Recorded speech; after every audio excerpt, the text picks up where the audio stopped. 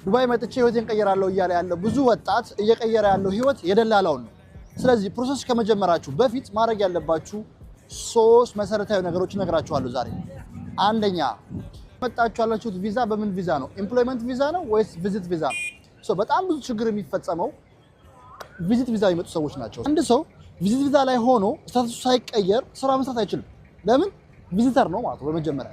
ስለዚህ አንድ ካምፓኒ ችግር የለውም አይቻችሁ ሙያችሁን ስራችሁን አይቼ ቀይርላችኋለሁ አይዲ ሰራላችኋለሁ ካለ አንደኛው ትልቁ ፕሮብሌም ይሄ ነው። በጣም ብዙ ኢትዮጵያኖች ድራማ እየተሰራባቸው ያለው በዚህ ሜትር ስለሆነ የመጣችሁት በቪዚት ቪዛ ከሆነ እና ወደ ካምፓኒ ሊያስገባችኋል ብሎ የሚያስባችሁ ደላላ ካለ መጀመሪያ ካምፓኒው አይዲ እንደሚሰራላችሁ ስታተሳችሁ እንደሚቀየር እርግጠኛ መሆን መቻል አለበት።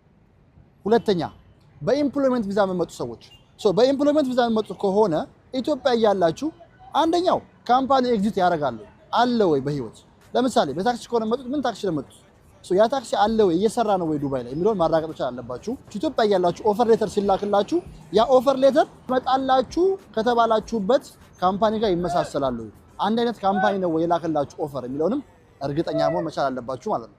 ሶስተኛና በጣም መሰረታዊ ነገር ደግሞ ያወጣችሁት ወጪና መታችሁ እዚህ የምታገኙት ሳለሪ ተመጣጣኝ ነው ወይ? አንዳንድ ደላሎች ለምንድነው በጣም ኤግዛጀሬትድ የሆነ ወጪ ስለሚጠይቋችሁ ወጪው ከዛ ደግሞ እዚህ መታችሁ ደግሞ ልታገኙት የምትችሉት ኢንካም ማች ያደርጋሉ። ያን ለምሳሌ አንድ ኮንስትራክሽን ባለሙያ 1000 ድርሃም ለማግኘት 1000 ድርሃም ማለት 40000 ብር 45000 ብር ነው በኢትዮጵያ 400000 ብር ያወጣል።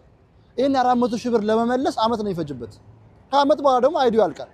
ስለዚህ ሬቪኒው ምን ያህል ነው?